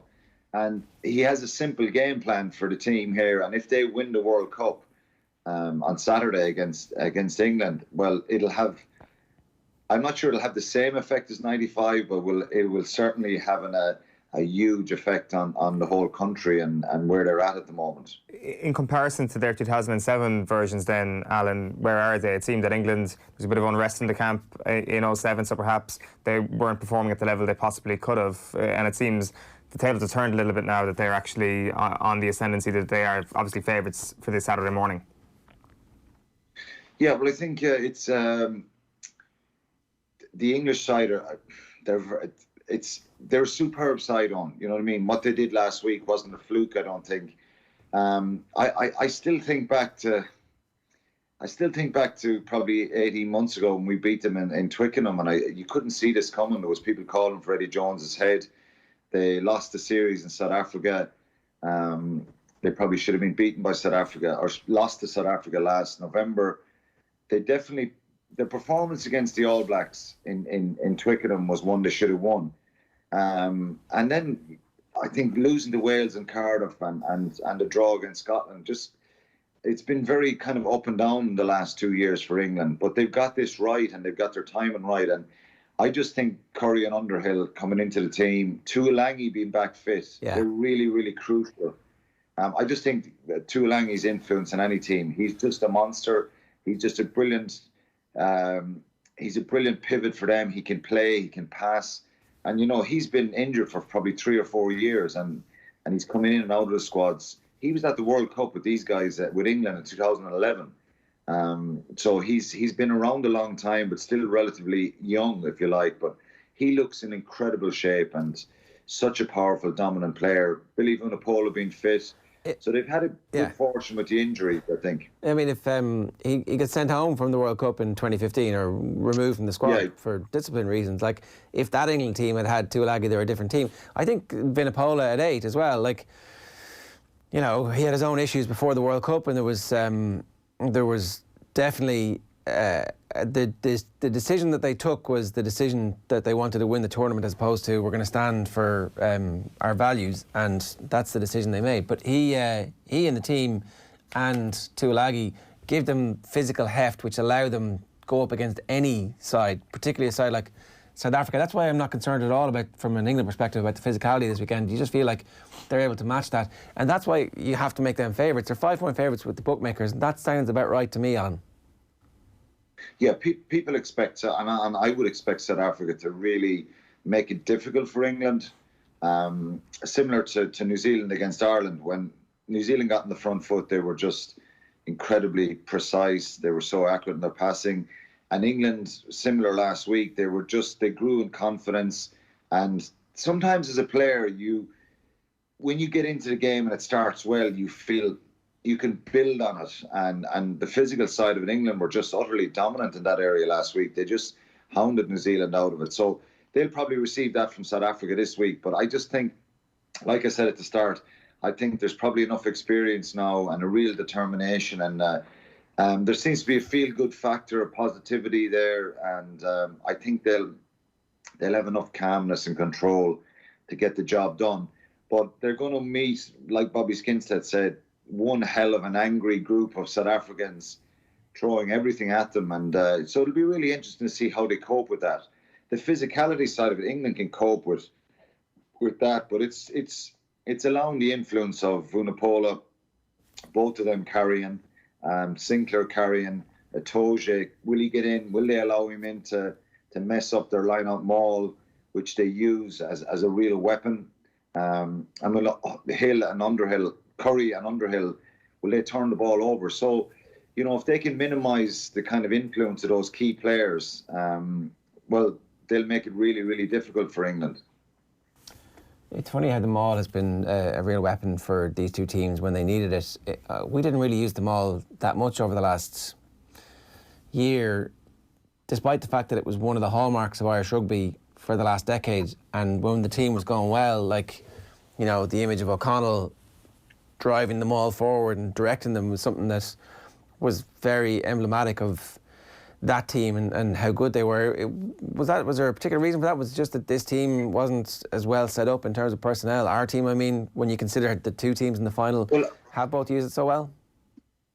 Yeah, I think it's kind of a double-edged sword, because if you maul and if you get pulled down and broken up, and it is more difficult nowadays, Ger, to maul, because the rule dictates that if you bind onto someone in the maul and it twists around, you can stay in that position, which really looks like you're offside, but you're not. And it's very, very crazy, that kind of a rule. I think you should have to get back around to your own side every time, and I've spoken about that. So it's much more difficult to get them all going and rumbling. South Africa, probably because they're a bigger side, they seem to get their blockers right when they win it, and they probably have that strength to repel that initial attack or aggression from the opposition. So I think for Ireland, yeah, we've used it, but not enough. And then it's kind of fashionable to take the ball off the top now, isn't it? And attack and hit up midfield and try and look for options and stretch teams and stuff like that. So, if you're Ireland, you're not going to be, trying to maul New Zealand off the park or trying to maul some of the bigger teams off the park. But you see South Africa against Japan, they went 20, 30 yards. You don't see that much anymore in the modern game, because it is a case of teams want to try and take it off the top. Yeah. I just always wondered if it was like a boxing match where you're trying to tire your opponent out by doing something that isn't going to kill them, but it's definitely going to. It's like the leaning on them. They have to force you off. It's an exhaustion thing. It is, and it has a big psychological effect to a pack of forwards. And when I played with Munster, it was an area I just loved being.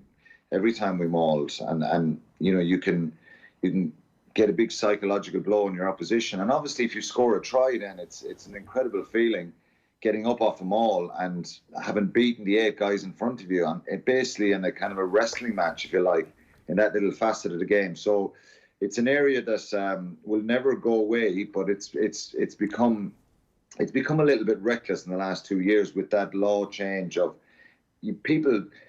people kind of swim around or swing around the side of mauls and just stay there, and it can be very difficult then for a maul to develop and really stay together. And then referees say, use it, you know. Yeah. And you're like, oh, shut up, I'm still going forward here. Yeah. That's our decision to make. You've been on fire with your predictions so far, Alan. What do you think? I think England will win it, but it's probably, look, I don't have to be a rocket scientist or anyone. Anyone could probably make this prediction. I'm going to say I think they'll win it because they Farrell and Ford, whoever kicks, they're both really good kickers, and I think Pollard, in fairness, has been good. If England's discipline is good, I think they'll win the game, and they just got to stay patient. So I think they'll probably win it by 6 or 8 points. So I wouldn't expect the most free-flowing game, but I think England. I just cannot see him losing this game now. I can see South Africa really being in their faces and making it messy for them, but I just think they'll get the job done. You're nearing the end of your trip to Japan. Are you going to miss it? Yeah, I think it's been different. I think I enjoyed the first couple of weeks were brilliant because I was in so many different places, doing so many games, and I think when Ireland went out, it's obviously different, and the disappointment of that. But I will miss it. It's been a fantastic country for the World Cup, and I think they've really embraced it. And I think rugby, the way Japan played, unfortunately it was against Ireland and Scotland, but those two performances really kind of grabbed the imagination of the nation, So it's incredible.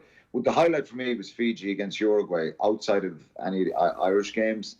That was right at the start when that was up at the north of Honshu Island, the middle island here we're in. That's where the tsunami was in 2011. So that whole story there where the town was wiped out and they built a new stadium there for the World Cup.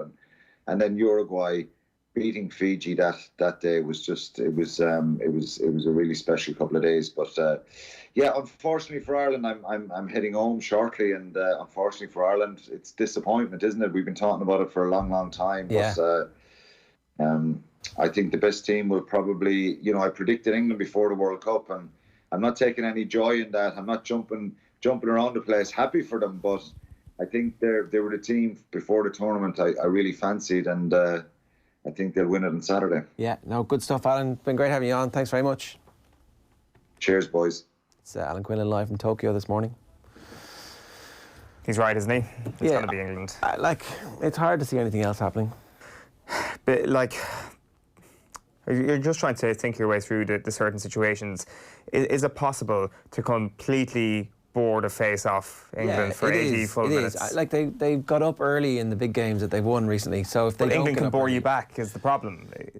They can, but fair enough, there's a flaky pack. Say if South Africa had the start they had against the All Blacks in the first game of the tournament, the first big game of the tournament, and they're ahead, do England have the 2 quick-fire tries? I mean, maybe they do. Maybe their wingers are good enough and they're clever enough to be able to get their way back into a game with it. But they certainly have the playmakers to do it. They do. So it's hard to see anything other than an England win. 7 minutes past 9 this morning. Plenty more to come for you on OTBAM. Phil Egan's going to be with us around about 9:15 or so to chat through last night's football, the Carabao Cup quarter-final draw, and the very latest sports news. The hurling all-stars as well, of course. We're back talking the making of the F2 Freestylers with Billy and Jez right after these. OTB AM. This is OTB Sports Radio. Off the ball. If Keane was managing Pogba, he'd never sleep. Pogba's a social media star, right? He appeals to the young people now. He does his dance, he has his hair and all that. That's all he's worried about, in my opinion. He's not worried about being a great player, Nathan.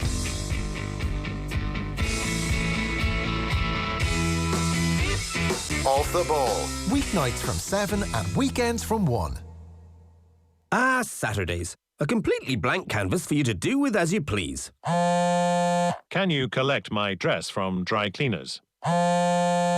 Sarah and Steve over tonight. Get wine. Also, downstairs bathroom needs attention. They fill up fast Saturdays. But make sure you fill your boots with Paddy Power's Saturday Power Price, a super enhancement on a specific football treble every Saturday. Paddy Power sponsors the football show on Off the Ball. T's and C's apply. 18+ on Louis.net. OTB AM.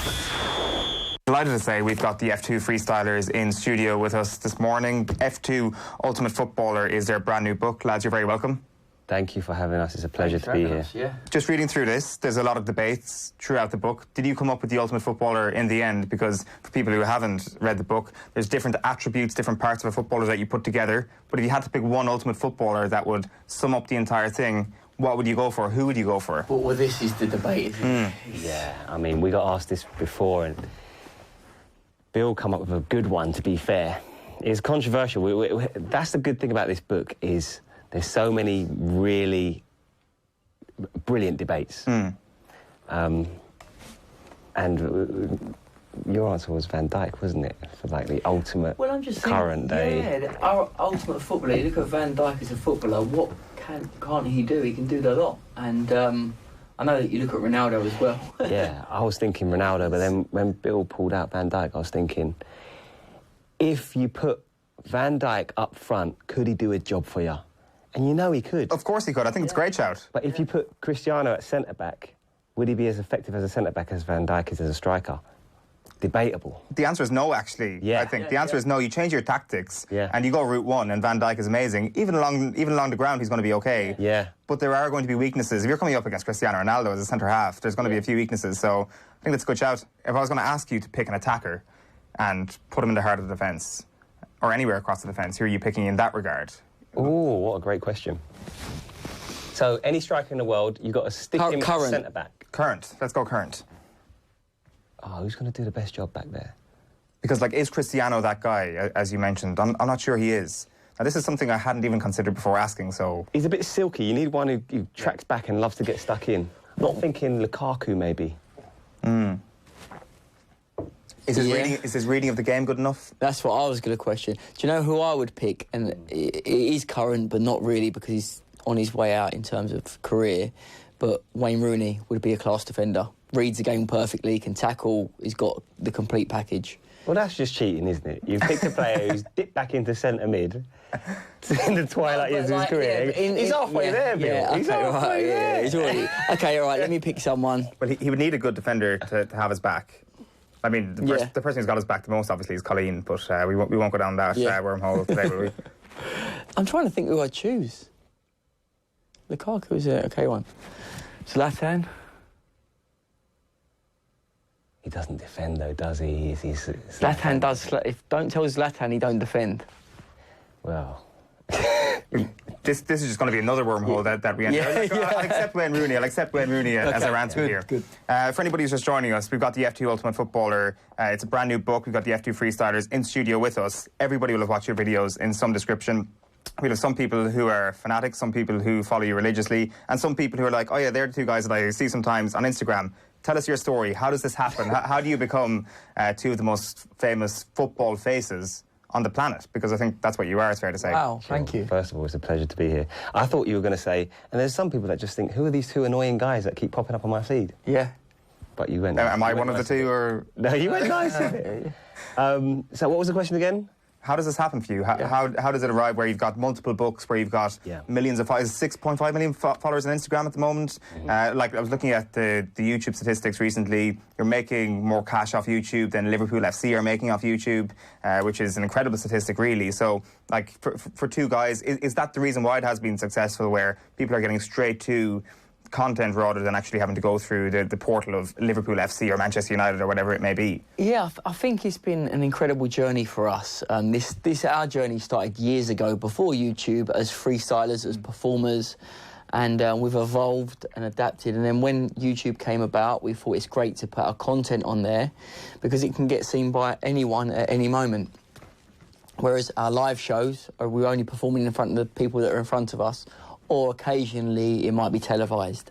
So we went into YouTube as a hobby and as a way of getting recognised for our performances. And we had to graft to get to where we are today. It took 2 years of uploading without any recognition, not great views, not great engagement. And this is a good indication. If you want to become a YouTuber, it's not going to just fall into your lap and be easy, especially now, where there's billions of people trying to do the same thing. You have to work hard and you have to stick with what you think is right and go through a long period of time until people start gaining trust in your confidence and word spreads, and you might have a couple of virals. So yeah, I mean, I guess with regards to the Liverpool thing about us earning more money or getting more views or subscribers than them, I think YouTube's a very personal platform. You know, people go there because they want to relate to someone and get to know and connect with them. It's really hard to connect with a football club in general. You know, that's why they're using their players more and more now, and their players want YouTube channels themselves. So I guess that's the reason why. But for us, it's like a hobby turned into a job. Yeah, for sure. Like, at what point do you realise that this is going to be something that you're actually amazing at, that people are actually watching you for this brilliant tricks that you're doing, for the freestyling that you're doing, for actually collaborating with professional footballers? Like, is there a stage, were you always at that level in your life where you're like, I'm pretty good at this? If there's another YouTube channel down the road who's trying to do what I'm doing, well, at least I'm better than them, because it's quality ultimately at the end of the day what people are coming for. Yeah, I mean, it moves so fast, and to stay at the top, you have to always be trying to evolve and improve. So we probably spend more time focusing on what we can do better than thinking about how good we are. We obviously know we're reasonably good at our jobs, or we wouldn't be where we are. But we do, that's just the way we are. We do look at where can we improve. And that's probably why we've managed to maintain success for so many years. But there is a lot of there's a lot of strategy and a lot of formula to what we do. It's not by chance. When we film with players, for example, there's a lot of thought and planning that goes into how can we maximise this 7 minutes and 20 seconds that we were contracted to have with Cristiano Ronaldo to convert that into the maximum amount of millions of views. And there is a lot of strategy and experience that we put into that, and we've kind of become good at delivering for that, and that's probably why so many brands do use us, and we've become consistent at generating high views. But it's through learning from mistakes as well. Of course. We have put out videos before that we thought they're going to do really well, and they've done terribly. So we've learned a lot over the years. Was there ever a football career for either of you two on the cards? Were you involved in academies? Yeah. How far did you get? And we both could have gone down the football route, and probably, well, we definitely could have been a professional at some standard, whether it might not have been Premier League, but we were playing top tier, well, I was playing top tier semi-pro football, and at 17 years old, and I decided to stop it to go into the freestyle. And the way I come out of Tottenham Academy, Jez was at Arsenal Academy, and the way I kind of analysed it was, I thought I was much closer to being the best in the world at freestyle than I was being the best in the world of football. And I knew that at 17, if you're not already in that system and playing pro football, people do get steps up. But let's say you go up 2 leagues or a league and you're playing pro. What happens after you finish your career? Because let's face it, the money you get from playing pro in Division Div 2 at the time wouldn't be enough to enable you to retire healthily. You still have to go and get a job. Of course. Whereas freestyle was totally new, and people were popping up saying, here's a few £100 to come and perform at a birthday party. Just like really small jobs, but for what was big money at the time. Right. You know, you earn £350 playing semi-pro football, you're getting that from a show. So to be the best at something, you have to put all your heart into it. And playing football and freestyling, there was too much of a divide because you'd be tired from football and you wouldn't be able to train. So that's why we went into freestyle, and it was the same for you as well, wasn't it, Jez, pretty much? Well, for me, I got injured, you know, I was semi-pro, got injured. Oh, don't use that one. I did actually get injured, but I don't think I'm too embarrassed to say it. No, I'm joking. That's that old chest on. There's so many guys in there. Could have been pro when he didn't go. Pro, mate, I would have made it, got injured, Like that, cruise ship, it's an interesting... Cruise ship, yeah. Oh, the cruise ship, mate. Like, what that ain't what happened to you, is it? Yes, no, 100%. I was destined to actually become the best freestyler in the world. I had like millions and millions of wannabe Instagram followers. Then, you know, just got a cough one day and that was it. Talk to me, like, just to get serious for a sec, the academy structure is something that is critiqued so heavily all across England, I think it's fair to say, like, without putting too much of a pin in it, Premier League academies, they've been criticised left, right and centre. They produce the best of the best. If you are Phil Foden, if you are going to be that absolute world-class talent, What about the talents that aren't going to make it that level? In your opinion, from what you've seen, how are those talents treated? How are they made to succeed at the tier below the Arsenals and the Tottenham Hotspurs? It's tough. I'll tell you why it's tough, because you fall out of a pro club Premiership team and you get released, you drop down the leagues, and it's a different style of football. And you have to adapt, and you have to... And you might drop down to these teams in the Championship or wherever it may be, and people think you come in with a bit of an ego because you've been at a higher club. So sometimes there's other players that are envious of the fact you've been in that setup and you've been there and done that, so they don't want to welcome you. I remember playing the top tier semi-pro football, and we had a player that got released from Arsenal to come and play for us, and he weren't welcome. Right. Because the rest of the lads were jealous that he wasn't in a system. Like, we would love to be in that position, go through the youths, get released, and then come and play for our team. But he wasn't welcome at the club because of that, which is really not a good thing at all. So there's a different aspect of looking at it. So it is difficult for the guys. It is really difficult. They've got to adapt to what the style of training they've had, the level of intensity, the technicality of the drills and what they've been taught. And they step down is totally different. So it is difficult for them. What do you think? I think the same thing. I do agree with that. I think a lot of clubs are just run as businesses behind the scenes, and it's a hard thing for a lot of fans to sort of want to acknowledge in any way. But the reality of a lot of clubs behind the scenes is they do run them as very stringent businesses, and players are just numbers to a lot of clubs. And in England, I think English players are worth slightly more than foreign players at a lot of clubs. So maybe they're at a slight advantage in some ways, but then in other ways, will they be wanted to just... Like, the way academies run, a lot of them, it's like they're looking for that one player, right? That they can make the money. That's what it is. So they'll waste their resources on 200 players as long as they get one. As long as they get one, they make their money back. And it doesn't matter if you have a successful youth team that win the Youth FA Cup or they're winning the league, they're dominating. It doesn't matter. The clubs identify that one. Arsenal at the time, it was, say, Jack Wilshere. The rest of the guys didn't matter. They knew they've got that one player that's going to go to a £50 million value or whatever it may be. So it's about finding that gem. OTB AM on OTB Sports Radio, Ireland's first and only sports radio station. I think he's quite happy though. He's happy. It's been taken away from me. I think he's quite happy in his life, speaking to him, and he's quite content. And that's all you want. And it's important to know as much, like the biggest decision I think is knowing when to hang it up. Like we got Anthony Collar having his farewell fight this weekend, and it's the biggest decision you'll make, you know, to turn pro, to pick a trainer, all those are important, but once you've done that, knowing when it's over. And I think Ryan walks away from the game having achieved a lot more than people would expect him. Like, remember when he was like, we couldn't even get a licence, when he had those brain scans, those issues. And you guys know him, like he's a good kid, and he's achieved so much, and I think he's financially set. And why come back and get beat just because of an injury? You know, why keep forcing it and keep going and not be 100% and fighting and not doing yourself justice? So, and I think he's quite content with his decision.